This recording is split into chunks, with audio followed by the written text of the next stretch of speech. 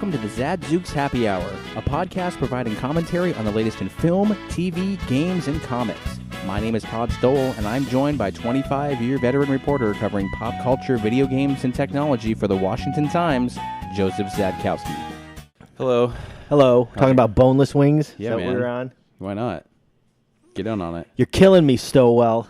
What? Nothing. You're... What, the Sandlot? Yeah. Yeah, okay. I've seen it before. I just don't understand why. I've never seen this classic movie that's considered one of the best baseball films ever made. It's sort of like, it's a little bit like Bad News Bears, right? Kind of. But it's kind of better because there's not really a competition. You're just kind of watching these kids Screw off. enjoy a summer. Yeah. And they're playing ball. And you know what? I had a summer where I did stuff like that. Yeah.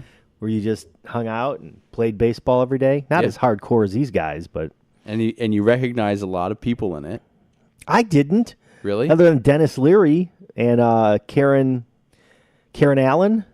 Right, but the one kid who's on the cover, I have no idea his name, but let me see if I can find him. He's not on the cover. He's in it, though. I don't remember. He's in it, and he's pretty recognizable, too. He's done a lot of... What's interesting is they released a 20th anniversary edition, and now they've just done a 25th anniversary edition. Yeah, but there's no mention on the cover that it's the 25th anniversary edition. Not on this cover. There No. might have been one on the box cover, but... On the sleeve? Yeah, I don't remember. The only difference is you get Topps baseball cards of each of the kid players. Pretty good format, too. Well, they're probably made by Topps, if Topps still exists. They're made by Topps, and Topps still does it. And you get Hercules the dog, which is pretty cool. That's awesome. You get a poster, and you get some mini book that talks about the making of the movie, which I would have much preferred to be like a featurette rather than a book. There's nothing. Because you're not going to sit there. There's nothing here. You know what I mean? Like there's this is that, you know, the bonus features were the like small featurette, the theatrical trailer, and the TV spots. And there's no because think about it, like they don't have the money. They didn't have the money when this movie was made to do that extra work. 20th Century Fox could have ponied up the cash and did a retrospective. Do you think that they really like make that much money on the DVD releases of these sort of cult favorite, but maybe not necessarily box office favorites? I don't know, but why would they release a 20th and then a 25th if they don't make money? I mean, who the heck would have... Exposing it to new generations, maybe? 5 years later? Well, I don't know. Kids play Little League a lot. Do they? I don't even know if they do anymore. I think so. Okay. I mean, come on. If your kids in baseball? They were. Okay, yeah. But not anymore. No, because around here, once you hit a certain grade level, it goes from being like a fun sort of like rec league to serious competition, to a very serious rec league, right? Where everyone is cutthroat, and it just seemed like unnecessary pressure when really all you want to do is just go play ball, like Sandlot, or just in general, like. Goof off, and who cares if you win or lose? Doesn't matter. The stakes are just too high, and I was like, come on, man, that's not... I played like Little League and all that stuff, but it was never like that. You know, no one cared. Right. So, yeah, we dropped out of it, but I love these kind of baseball movies. I love baseball movies in general. They're funny. This was a great film, coming of age. And, you know, it reminds me sort of like a kid version of Major League, almost, just in the goofiness of it all. I called it a... a Christmas story. Yeah. You know? Yeah. Because it's narrated by one of the players as an adult. Yep. And it's kind of fun like that. And A Christmas Story has sort of had its sort of second revival, if you will, because some fan of the movie bought the house. Yeah. And now has it decorated with the leg lamp in the window. So I'm sure there's some Sandlot fans that every year get together and they bring their dogs and just play ball. So I don't know how I got off on that, but there you go. Yeah. It's fun. Yeah. It's a good movie. If you don't have it and you got kids, you should get it. I feel like it's on TV all the time. I've never seen this movie on TV. ever. No. So I feel like I've seen it a bunch and just kind of flipping through it. So yeah, I don't know. I bet it's all right. All right. I like it. Now what? Well, you're doing some stuff, right? You want to jump into what you're working on? No, you jump in first. All right. Well, I'm going to do a little bit of a retrospective on some things that if you have a Netflix subscription and you've missed out on it, you might want to think again and come back and I do have a revisit it. Netflix subscription, and I haven't been watching anything. Well, that's great because there's some good stuff there. Like? So, there's a Jeremy Renner movie that came out a year ago. Called? It's with Elizabeth Olsen, the Olsen twins' sister, Mary Kate and Ashley Olsen's sister. Isn't she Scarlet Witch She's in the Scarlet Avengers? Witch, right? Okay, and he's Hawkeye. Hawkeye. It's called Wind River. He is like a hunter, but for the Fish and Wildlife, and it's on a. He lives on or near an Indian reservation in Montana. Okay. And they find 5 miles out a body, and FBI is called in, and he's a tracker, so he's sort of sent in if there's a wild animal that's going on somebody's land and it's killing livestock and stuff like that. He goes out, he dresses in the full gear, and he eliminates the threat. Okay. And it's all it's on a reservation, so it's miles and miles and miles. It's very much a sort of like a criminal drama. Mm-hmm. With it was a theatrical release. Theatrical release did really well in the theaters. It wasn't a big opening, but did really well. Really good movie. Very much like the vibe of like Three Billboards and like Fargo, a little bit of just like that crime drama. Yep. Really good. Like John Bernthal's in it. Of course. For a very small period of time, but he plays a really critical role in it. It's pretty awesome. And then his relationship with the people of of the reservation and sort of the fact that he kind of married into it, but they still accept him, and he's a big part of helping them. So Elizabeth Olsen's an Indian? She's an FBI agent. Okay. The only FBI agent that is sent to try to figure out why this girl was found frozen to death in 5 miles from any house. Got it. And it's a pretty quick watch, maybe like an hour 20. It's pretty good. I think you'd like it. It's pretty awesome. And there's a lot of Jeremy Renner riding on snowmobiles. So well, there's an endorsement. He's doing his thing, but it's good. He's awesome. Bernthal keeps popping up in things, doesn't he? It's very small. He's maybe in it for like 10, 15 minutes, but what he's in is intense. I'm going to take you off topic for 1 second. How do you say Michael Stuhlberg's name? I always say Stuhlberg. Stuhlberg. So this is what was crazy. I was watching The Post last night about the Pentagon Papers. Yeah. We're going to watch that. I want you to watch it next week. Yep. He's in it. Who do you think shows up? Son of a bitch. He's in it again. Again! This guy. He's Nick Cage. He's like the publisher of the New York Times. He's Abe, whoever that is. Rosenthal or he is literally like taking over Nicolas Cage's I will do any role I can imaginably get my hands on. But he was in it. I couldn't believe it. I sat there and frankly, there were probably 6 cast members from Fargo in this movie. But you know what's also crazy? He's got to have a really killer agent. Oh, right? Man. Because the roles he's in are amazing. Yeah. Amazing. Yeah. They're meaty. I mean, he makes immediate impact every time he shows up. All right, I'm sorry. No, we'll go over that next week. He was not in Wind River. It's what I was saying. It's a lot of it's a lot of the people who live on the reservation are well-known Native American actors who portray themselves over and over again. So you're kind of getting there's people you recognize.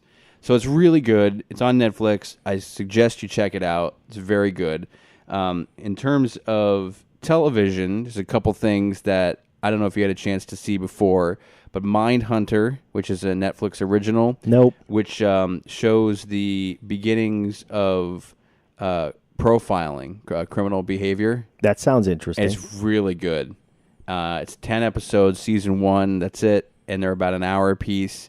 The lead guy voices one of the main characters, and I'm totally blanking because I've never really seen this movie, but in Frozen, he's one of the main He's like the dopey guy, I guess. Ray Romano? No. No. Okay. He's a young guy. Really good. Takes place in Quantico. They go and interview, it's based on a book, and they go and they interview real life serial killers. Is this a Netflix original? Yes. Okay, good. And the people they get to portray these serial killers, home run. They're Michael Strub? No.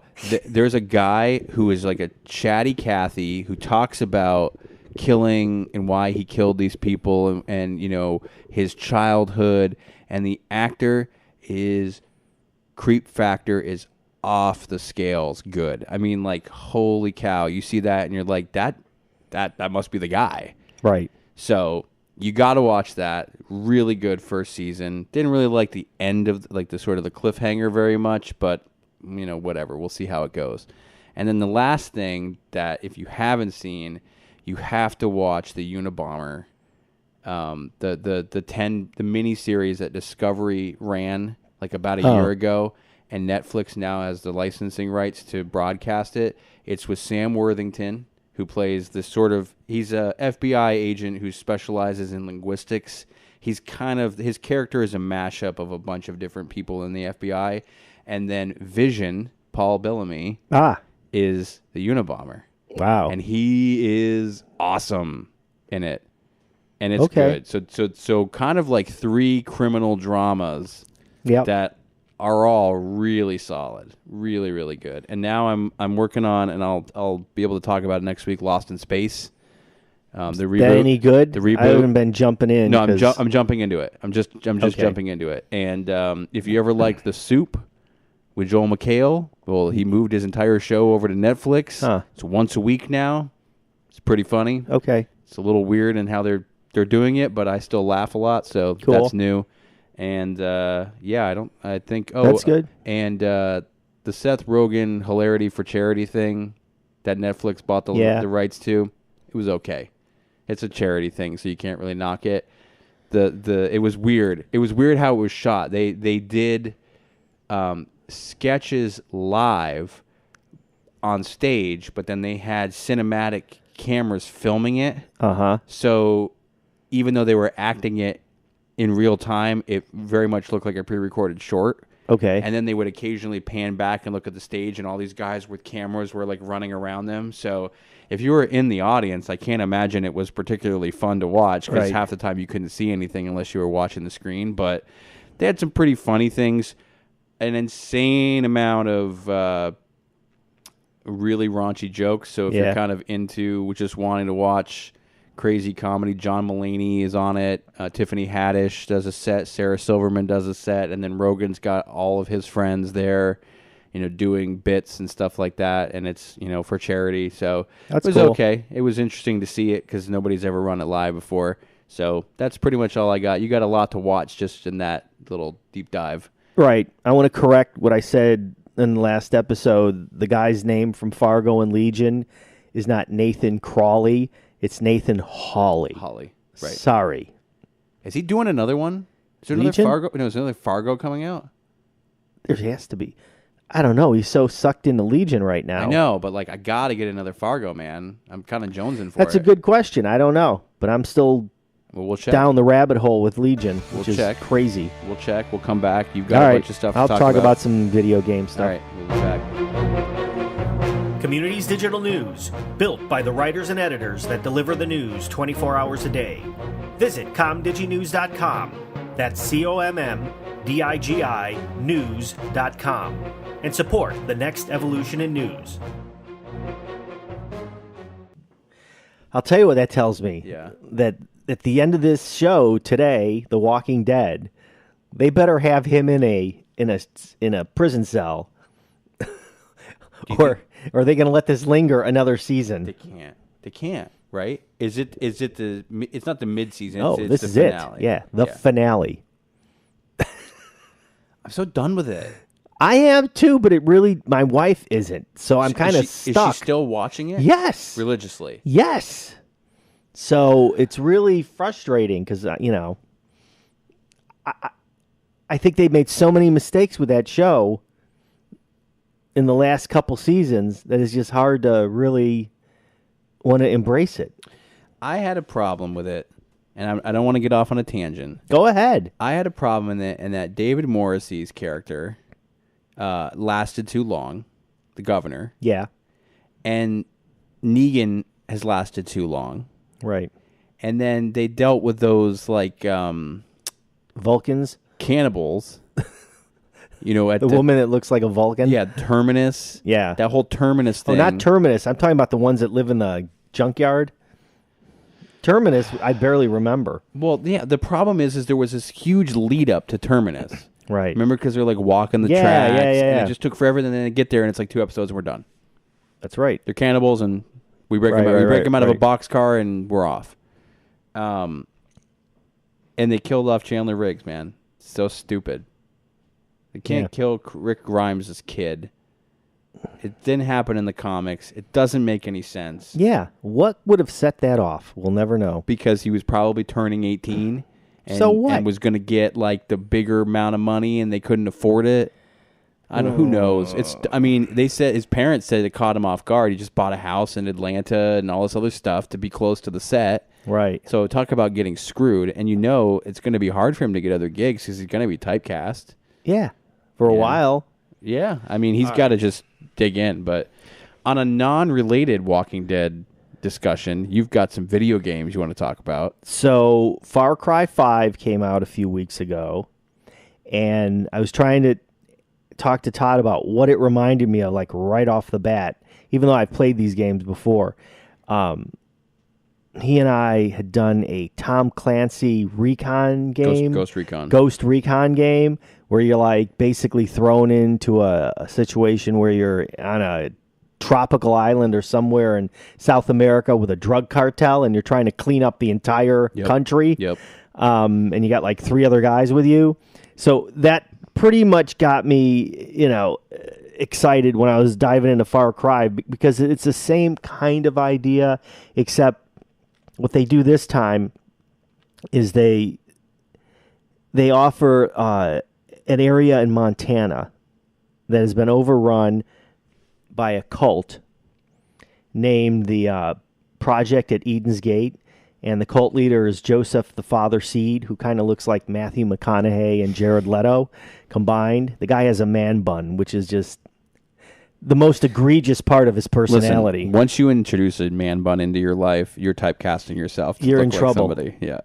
So he's there, and he's got 2 brothers and a sister who are controlling parts of Montana, Hope County, and you're basically this rookie sheriff, this rookie cop dumped into Hope County, trying to get and arrest this Father Seed guy, and you end up, of course, things go bad with your group, and you pretty much end up now trying to liberate small towns from this guy, almost single-handedly at first. And it's kind of the same formula. Giant free roaming area, missions, submissions, resource management, you're basically, if you sit down and start playing this game and enjoy it at all, you're going to be hooked for weeks. You're going to be on this thing and never stop. That's okay, because it's really well done, and it's a beautiful game, and there's stuff always going on that you're going to enjoy playing. The environment is certainly really active. Within like 3 minutes of playing the game, once I got out there and started roaming around, I got gassed by a skunk, and then I got bit by a rattlesnake. And as I was taking care of myself because of the rattlesnake thing, a cougar jumped on me and killed me. So that was not even running into an enemy, a human enemy yet, which was kind of bizarre. The characters, of course, are like vintage Christian West cliched, gun-loving, which is almost pathetic at points, watching how they Ubisoft Montreal considers America, which is kind of funny. It's a gorgeous game. I'm not going to waste a lot of time talking about. I had a pretty long review on the Times. The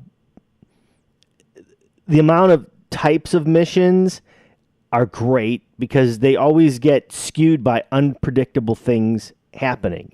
So here's an example. At one point in the game, you can start aligning yourself with like weird warriors. One's a sniper or something like that. You could even have a companion pet with you, like a grizzly bear named Cheeseburger, which is awesome, right? That sounds bear amazing. Just runs around and mauls people when you tell him to. That's awesome. Okay. Can the bear be killed? I don't know. It can get injured, so you got to revive it. Okay. And yes, it can get killed. I'll tell you why. I stumbled upon this other guy that I really wanted in my team. He likes flamethrowers, and he was at the Moonflower Trailer Park, standing on top of a trailer, burning drug-addicted, crazy people running at him. Very, awesome. Very, very weird. Because one of the heralds for Father Seed is named Faith, and she spreads this drug around part of her area, so it always looks like a green fog. So it's very zombie-esque when you're playing this thing. Yeah, what was the game that we were playing where it takes place in that house? And the house has got stuff coming at you all the time. It wasn't Resident Evil, was it? No, I don't remember now, but that had like a green fog around it. Yeah, same idea, but that's like completely different from other parts of the county. So anyway, this guy's on the trailer. All he's doing is burning these things and blasting rock music. So for me to get him on my team, I've got to jump up there, shoot some of these zombies, and then he goes, "I'm bored. Can you shut off the speakers?" So you got to run around and shut off the speakers while the zombies are chasing you, and he's flamethrowing them. So the problem with that is you got to duck his flamethrowing while you're trying to shut these speakers off. And then if you happen to have a companion with you, which I did, which was kind of one of the locals with a gun, she got torched immediately. He didn't even notice her. So that's you. So yeah, you can actually lose your companion that way. That's great. So you get, but now is he your companion? And you know what? The guy comes with like exploding shotgun shells. Oh yeah, and all that kind of stuff. So it's great. And you can also get a guy who's a pilot. So while you're causing problems all over this county, you have a plane, like a crop duster plane above you, and this guy happens to have machine guns attached to it and drops bombs. So you tell him where to drop the bombs. It is ridiculous to just play this game. You get lost. You're totally lost in it. And there's missions all over the place. And every time you cause trouble, there's always guys in pickup trucks chasing you, no matter what you do. Of course. So you're blowing those guys up, and at one point you get to steal this massive truck rig and just blow through things, drive through them, smash things. Anyway, that's a stupid review of this game, like but I'm telling you, it's totally fun, and you're going to love it. The other game I'm playing with right now, which just came out of embargo, is God of War. It's the new God of War. It's kind of a reimagined God of War. Kratos, the lead character, is no longer in Greece. He moves over to like a Norway area, and he's now causing trouble with the Norse gods. So Thor and those kind of guys are now supposedly in the game. I haven't gotten that far yet. So, and I'm pretty deep. I'd say I'm probably 10 hours into the game, and it's probably going to go 40 hours easily. Oh, man. And he has his son with him this time. His son has a bow, and you can control the bow to shoot arrows at enemies while you're fighting these enemies. Now, Kratos doesn't have his blades of chaos anymore, which were those spinning circular blades that were tethered to chains that you throw them and they come back at you. Mm-hmm. Now he's got this thing called the Leviathan axe. So he picks this giant axe up, he throws it at something, and then when you press a button, it comes back to you like Thor's hammer. Nice. But when it comes back to you, it will take out anything in its path. Yep.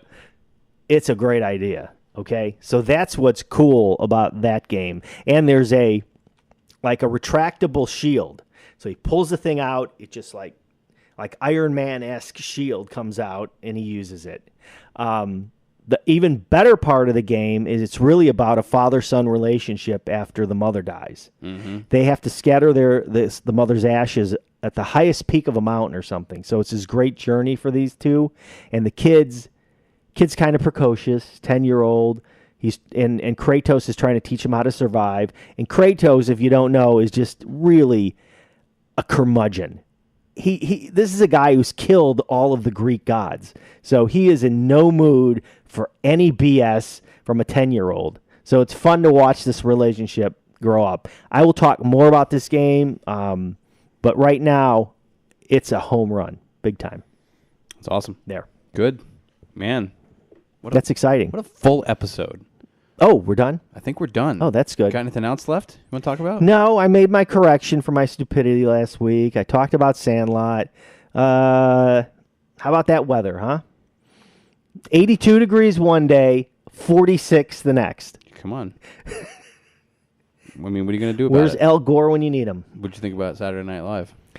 I don't watch Saturday Night Live anymore because it's no longer amusing to me. No, this one was pretty good. Was it pretty good? Well, it's weird to have John Mulaney, who was always a writer and never actually on the show, be on the show as the host. So I think he brought his weirdness with him. Was there another Trump skit? There has to be. They did. No, Trump wasn't in it. It was De Niro playing Robert Mueller and Ben Stiller playing Trump's lawyer. Oh, brother. And they did a Meet the Fokker style lie detector test. My God. Which was pretty good. All right, I'll watch that. That was pretty good. And it was Jeff Sessions and Kate McKinnon is so good as Jeff Sessions and Mike Pence. So no Trump. Okay. No Trump this week. But Mulaney he brought in some weird stuff because he wrote like Stefan. Oh, yeah. Sort of all the Bill Hader stuff is like all John Mulaney. And so, like, he's an amazing writer, right? But it's kind of unusual to see a guy who was always behind the scenes now host the show. Is he on some new show or something, or what was he hosting? He's got this big stand-up special coming out. Okay, and I think he's probably got a series coming out too. Okay, he's pretty busy. I know that, and his comedy's pretty good. It's dry, but it's good. So, all right. Thank you. Man, it's all good. Thanks for hosting. Let's cut to some polka. Yeah.